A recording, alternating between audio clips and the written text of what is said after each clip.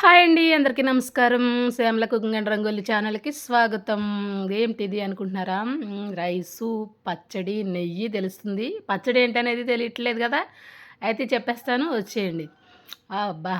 ఆ పచ్చడిలో కొంచెం నెయ్యేసుకొని వేడి వేడి అన్నంలో కలుపుకొని తింటుంటే ఉన్నదండి. సూపర్ అంటే సూపర్ అన్నమాట. మీకు కూడా నోరూరిపోతుందా? అయితే చెప్పేస్తాను వచ్చేయండి. ఈ పచ్చడొచ్చేసి బీరకాయ పచ్చడండి ఇది. బీరకాయలతో ఈరోజైతే నేను పచ్చడి చేశాను. అది ఎలా చేశానో దీనికి కావాల్సిన ఇంగ్రీడియెంట్స్ ఏంటో అని చెప్పేస్తాను. శ్రద్ధగా వినండి. అర కేజీ బీరకాయలు తీసుకున్నానండి. అర కేజీ బీరకాయల్లోకిని ఒక చిన్నవి 2 టమాటాలు తీసుకున్నాను. అంతే. నెక్స్ట్ వచ్చేసి ఒక ఉల్లిపాయ, ఒక పెద్ద సైజు ఉల్లిపాయ అన్నమాట తీసుకొని తర్వాత ప్రాసెస్‌లోకి అయితే వెళ్ళిపోదామండి. ముందు స్టవ్ వెలిగించి 2 స్పూన్ల ఆయిల్ అయితే వేసేసుకున్నాను. వేసేసుకొని ఒక స్పూన్ ధనియాలు, ఒక హాఫ్ స్పూన్ జీలకర్ర వేసుకోవాలండి ముందు. తర్వాత ఒక 2 స్పూన్ల పల్లీలన్నమాట. అదిగోండి ధనియాలు, జీలకర్ర వేసేసుకున్నాను. ఇప్పుడైతే పల్లీలు వేసుకుంటాను. ఒక 2 స్పూన్లు పల్లీలు వేసుకుంటే సరిపోతుందండి. ఎందుకంటే ఏది ఎక్కువ వేసేసినా బీరకాయ టేస్ట్‌ని డామినేట్ చేస్తాయి. అందుకనేసి ఓన్లీ సైడు టేస్ట్ కోసమే కదా! మనకి బీరకాయ టేస్ట్ బాగా తెలియాలంటే ఇవి తక్కువే వేసుకోవాలి. ఒక 2 స్పూన్ల పల్లీలు వేసుకున్న తర్వాత మీ కారానికి తగినట్టుగా పచ్చిమిరపకాయలు ఒక 20, 25 వరకు పడతాయండి. ఇవి బాగా చిన్న కాయలు. పెద్దవైతే ఒక 15 అదే కారానికి తగినట్టు కారం చూసుకొని వేసుకోవాలండి. మీరు మీరు ఎంత కారం ఇష్టపడతారో దాన్ని బట్టి. నేనైతే కొంచెం ఎక్కువే వేసుకున్నాను. చిన్న కాయలు కదా అని చెప్పేసి. ఒక 7, 8 వెల్లుల్లి రెబ్బలు. ఇంతే అండి. ఇవి బాగా వేగించుకోవాలి. ఇవి బాగా దోరగా వేగించుకున్న తర్వాత వీటిని మనం మిక్సీ గిన్నెలోకి తీసేసుకుని మెత్తగా కొంచెం వాటర్ వేసుకొని మిక్సీ పట్టేసుకోవాలన్నమాట అండి. తర్వాత నెక్స్ట్ ప్రాసెస్లోకి వెళ్దాం.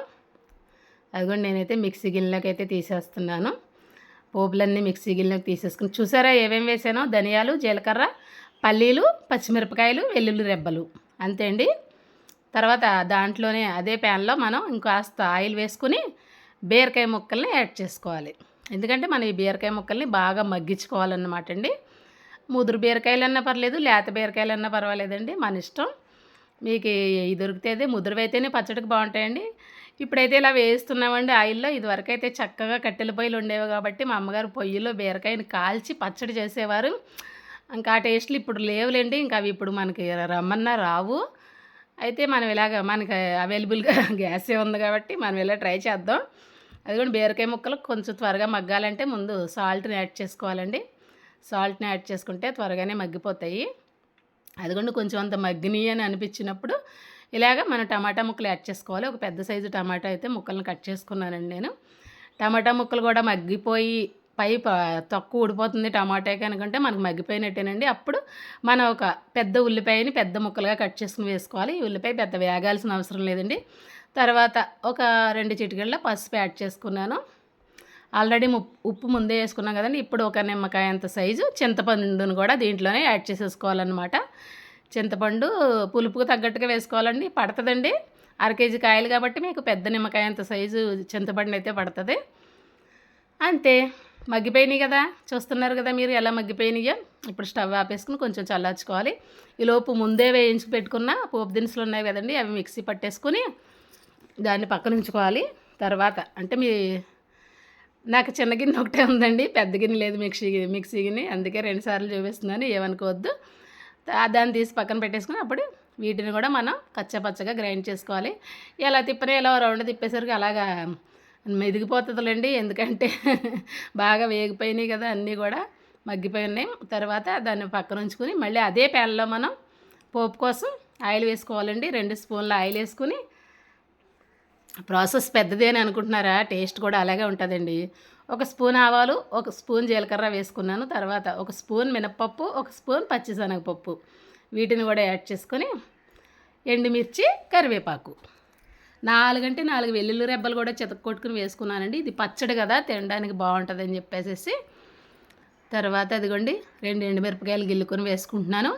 కొంచెం కరివేపాకు కూడా యాడ్ చేసుకుంటే పోపు రెడీ అయిపోతుంది. ఈ పోపుని ఇప్పుడు మనం మిక్సీ పట్టుకుని ఉంచుకున్నాం కదా పచ్చడి, ఆ పచ్చడిలో వేసేసుకోవడమే. అంతే అండి. చాలా సింపుల్ అండ్ టేస్టీ అండ్ బీర బీరకాయ పచ్చడి రెడీ. చూసారా ఎంత యమ్మీగా ఉందో. తింటే కూడా అంతే టేస్టీగా ఉన్నదండి. సూపర్ అంటే సూపర్ అనమాట. టేస్ట్ అదుర్సు. ఒకసారి ట్రై చేయండి. నేను చెప్పిన విధంగా చేసి ఒకసారి చూడండి. టేస్ట్ ఎలా కుదిరిందన్నది నాకైతే కామెంట్ రూపంలో తెలియజేయండి. మీకు దీనికి కావాల్సిన పదార్థాలు ఏంటన్నది నేను డిస్క్రిప్షన్లో కూడా ఇస్తానండి. అది కూడా నేనైతే రైస్ పెట్టేసుకున్నాను. ఆగలేక వేడి రైస్లో కొంచెం పచ్చడి వేసుకుని దాంట్లో ఒక స్పూన్ నెయ్యి వేసుకుని తింటే ఉన్నదండి నా సామిరంగా.